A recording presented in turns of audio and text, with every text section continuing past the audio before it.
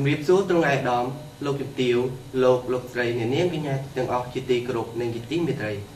កម្មវិធីព័ត៌មានប្រចាំថ្ងៃរបស់ស្ថានីយ៍ទូរទស្សន៍ Don Bosco ក៏បានវិលមកជួបទស្សនិកជនតាមពេលវេលានិងម៉ោងកំណត់ដដែល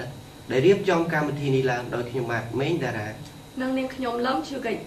ចានៅក្នុងថ្ងៃនេះផងដែរនាងខ្ញុំមានព័ត៌មានថ្មីមួយដែលតាក់ទងទៅនឹងការជ្រើសរើសសិស្សថ្មីរបស់សាលាបច្ចេកទេស Don Bosco នៅកម្ពុជាខណៈពេលនេះខ្ញុំបាទក៏សូមអង្វរអារម្មណ៍ទស្សនិកជនទាំងអស់ទៅជួបជាមួយនឹងបទសម្ភាសន៍របស់កញ្ញាសុគាដែលគាត់បានចោះយកផ្តិតទិដ្ឋភាពផ្ទាល់របស់សាលាបច្ចេកទេស Don Bosco ខេត្តកែបចាស់ជំរាបសួរនាងខ្ញុំឈ្មោះសុគាមកពីស្ថានីយ៍ទូរទស្សន៍ Don Bosco ហើយសម្រាប់ថ្ងៃនេះនាងខ្ញុំក៏បានចុះមកផ្តិតយកសកម្មភាពរបស់បេក្ខជនបេក្ខនារីដែលបានមកចូលរួមដាក់ពាក្យប្រឡងនៅសាលាបច្ចេកទេស Don Bosco ខេត្តកែបហើយសម្រាប់ពេលនេះនាងខ្ញុំក៏សូមបង្វែរអារម្មណ៍ទស្សនិកជនមកតាមដាននៅបទសម្ភាសន៍របស់បេក្ខជនបេក្ខនារីដែលបានមកចូលរួមដាក់ពាក្យប្រឡងចាជំរាបសួរចាជំរាបសួរបងតើកញ្ញាមានឈ្មោះអ្វីដែរហើយមកពីខាងខេត្តណាដែរចានាងខ្ញុំឈ្មោះរលញ្ជើហើយនាងខ្ញុំមកពីខេត្តបន្ទាយមានជ័យតើកញ្ញាស្គាល់សាលាបច្ចេកទេស Don Bosco តាមរយៈណាដែរចានាងខ្ញុំស្គាល់សាលាបច្ចេកទេស Don Bosco តាមរយៈការផ្សព្វផ្សាយតាមទូរទស្សន៍ហើយនិងវិទ្យុហើយនិងមិត្តភ័ក្តិផងដែរតើមូលហេតុអ្វីដែលកញ្ញាសម្រេចចិត្តមកដាក់ពាក្យប្រឡងនៅសាលា Don Bosco បានជានាងខ្ញុំសម្រេចចិត្តមកដាក់ពាក្យនៅសាលាបច្ចេកទេស Don Bosco គឺដោយសារសាលាបច្ចេកទេស Don Bosco ទទួលតែសិស្សក្រីក្រដែលពុំមានលទ្ធភាពក្នុងការចូលរៀន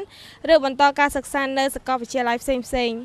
ហើយណាមួយសាលាបច្ចេកទេស Don Bosco គឺសម្បូរទៅដោយលោកគ្រូដែលមានបទពិសោធន៍ខ្ពស់ហើយនិងមានវិន័យល្អផង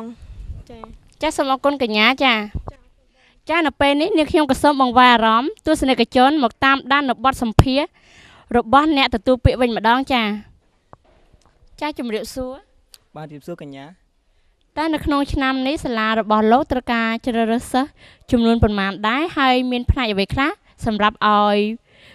ពួកគេបានជ្រើសរើសបាទនៅក្នុងឆ្នាំហ្នឹងក្នុងសាលារបស់ខ្ញុំបានជ្រើសរើសសិស្សចំនួន147នាក់ក្នុងហ្នឹងមានផ្នែក7មុខជំនាញសម្រាប់ពួកគេជ្រើសរើសទី1មានផ្នែកទំនាក់ទំនងសង្គមនិងសារព័ត៌មានទី2ផ្នែកគ្រប់គ្រងការិយាល័យទី3ផ្នែកអគ្គិសនីទី4ផ្នែកព័ត៌មានវិទ្យានិងភាសាទី5ផ្នែកបដិសណ្ឋារកិច្ចនិងទេសចរទី6ផ្នែកកសិកម្មទី7ផ្នែកសិល្បៈបាទតើលោកមានចំណាប់អារម្មណ៍យ៉ាងណាដែរនៅពេលដែលឃើញបេក្ខជនបេក្ខនារីជាច្រើនបានមកចូលរួមប្រឡងចា៎បាទខ្ញុំឃើញថាខ្ញុំមានចំណាប់អារម្មណ៍សប្បាយដែលឃើញ